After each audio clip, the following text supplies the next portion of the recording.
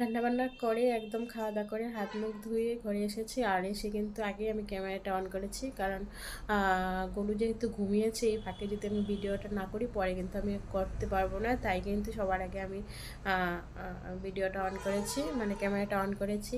এবার আমার আগে আমি সোয়েটার গায়ে দিব। তাহলে চলো দেখতে থাকো। উনানে রান্না করছি, আর মাছের পাঙ্গাস মাছ আমি বলেছি আনার জন্য, কেন যেন আমার আজকে খুব পাঙ্গাস মাছ খেতে ইচ্ছে করছে। আর আজকে কিন্তু একদম মাংসের মতো করে কষা কষা করে রান্না করবো। তাই কিন্তু মাছের টুকরোগুলো দেখো ছোটো ছোটো করে কেটে নিয়েছি। আর মাছগুলোকে খুব সুন্দর করে ভাজা হচ্ছে লাল লাল করে একদম।